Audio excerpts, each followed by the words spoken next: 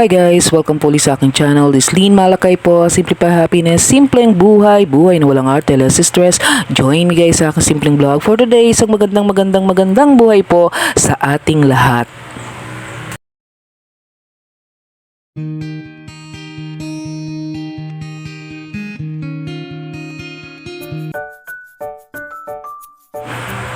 Hi guys! So ito nga mga kananay, ayan, alam nyo guys, papauwi ako nito. Galing ako morning duty. So ayan, napaka-thankful ko kasi itong ating bus na sasakyan is, ayan, diretso na talaga to sa amin. So before, ayan, since 1998 nung dumating ako, nagtrabaho ako, ay 1998, imagine niyo walang ganitong bus na diretso sa amin. So last year, ayan, 2023 ito nagsimula guys. After pandemic, ayan, nagkaroon na ng bus na biyahe papunta sa amin. So malaking tulong ito kagaya sa akin na isang nanay. So alam niyo, nakakapagod kasi guys. Alam niyo yung ating trabaho is yung energy natin ang kailangan kasi guys. So alam niyo naman, working ako as a nursing attendant. So maraming demand ang maraming kailangan yung ating mga pasyente na dapat nating maibigay. Kaya ayan, alam niyo, minsan talaga dumadating sa time na ayan, since 1998 pa nga ako working, minsan dumarating yung time na medyo tinatamad kang mag-work. Pero alam nyo guys, it's okay, it's normal feeling. Kahit sa bahay minsan, alam nyo, ayan, sa mga nanay na kagaya ko o yung mga plain housewife na nanay, dumadating yung time na ayaw nating magtrabaho, ni ayaw nating hawakan yung ating mga labahin, ni ayaw nating magwalis, ni ayaw nating maglinis ng ating mga tahanan. It's okay ang feeling na ganun guys, kasi talagang dumadating yung point na ganun. Pero alam nyo, lilipas din yan after na makapagpahinga ka. Ayan, buhay na naman yung ating energy.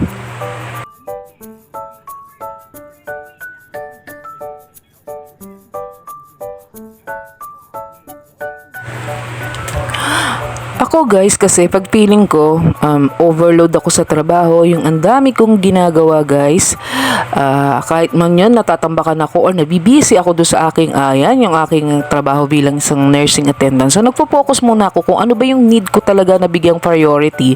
Yun yung aking inuuna. So gayon din sa trabahong bahay guys, kasi pagka uumpisahan ko yung isang trabaho, for example, hindi ako doon magpo-focus. So ang nangyayari, hindi ako nakakatapos, puro umpisa. So kung ano ba yung kailangan ko, for example, yan, need ko mag-edit, mag-edit muna ako, upuan ko yan. And then after, pagka need ko naman tiklop ng damit, upuan ko muna yan, tsaka ko babalikan yung ibang trabaho. Kasi alam nyo guys, tayong mga nanay talaga kailangan natin lumunok ng bato. Joke lang guys, dar na, feeling natin is dar na tayo talaga sa energy, yung power natin guys. So sometimes ganun yung ating pakiramdam na ay nakakatamad, ayokong gumalaw nitong araw na ito, ayokong magtrabaho. So yun, so minsan ang iniisip ko yun, napaka-thankful ko kasi may work ako guys. So alam nyo, talagang blessing talaga sa akin ni Lord to, kasi yun yung aking yun yung aking talagang pinagkukunan ng kabuhayan. Pero ayoko naman sumagi sa isip ko na kaya lang ako nagtatrabaho is yun because of yun, para kumita lang. Kasi yung aming trabaho isa talagang kailangan ng tender loving care, lalo na yung mga pasyente na ayun, nangangailangan ng mga special needs. So I am working as a nursing attendant. So dapat yun, alam mo, matutuwa sila doon sa ating serbisyo. So yun, lalo na pag sunod-sunod yung aming araw ng pasok. So ngayon kasi kulang kami, kaya ayun, talagang buhos yung ating energy, yung mga katawan ko, ang sakit guys. Pero talagang ayan, babangon tayo. So iniisip ko na lang, napakaswerte ko may trabaho ako, kasi yung iba, alam mo, walang hindi pinalad na magkaroon ng trabaho. So yun, thankful tayo. So pagdating natin sa bahay, ganun, magtatrabaho pa rin tayo. So alam nyo, tayong mga nanay talaga is talagang yung ating power talaga ang kailangan natin. But it's okay na talaga minsan feeling natin tinatamad tayo. But after nun, ayan, go, fight na naman tayo. So ito yung biyahe sa amin.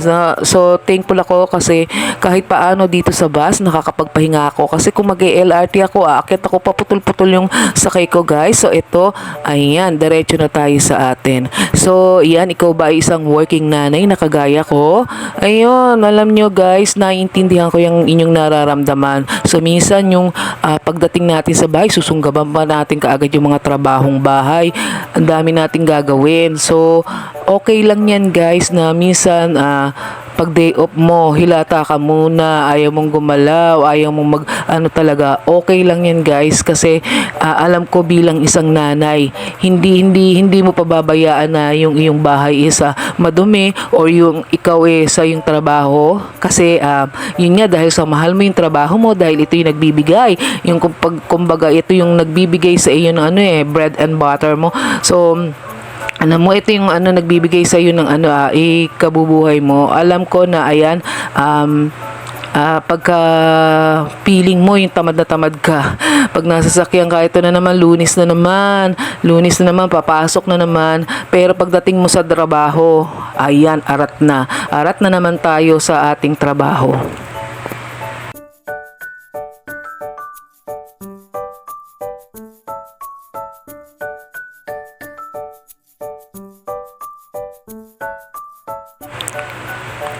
So yan guys, pag medyo nakakaramdam ka ng katamaran or napapagod, guys, iba yung talagang likas na tamad sa yung medyo nakakaramdam ng katamaran. Iba yung talagang tamad guys, kasi baka mamaya yung talagang tamad na talagang wala nang ginawa sa buhay kundi humilata. So yan, tayong mga working nanay o yan yung ating mga plain housewife, pagka nakakaramdam tayo ng katamaran, okay lang yan guys. So ang gawin natin is yon, ita-priority natin kung ano ba yung uunahin natin sa gabundok nating trabaho. So ganun din sa work, kapag feeling nyo yun yung mas need yung bigyan ng focus or attention, yun muna iunahin nyo, kasi pagka makikita mo talaga, wow, ang dami ko palang gagawin, ang dami kong aayusin, so feeling mo talagang hindi ka makakapag-concentrate sa mga trabaho mo, and then plus wala kang matatapos, puro umpisa. So yun, mag-relax ka. So yun, take a break, unwind paminsan-minsan kung may time ka. So alam nyo, yung trabaho laging nandyan guys. So ang mo lang talaga is kung paano ba ito iha-handle. So yun, bilang isang nanay, ayan yung ating energy, power pop girl. Yun, kailangan natin talaga ng yun lang, priority natin kung ano yung ating talagang need na tapusin.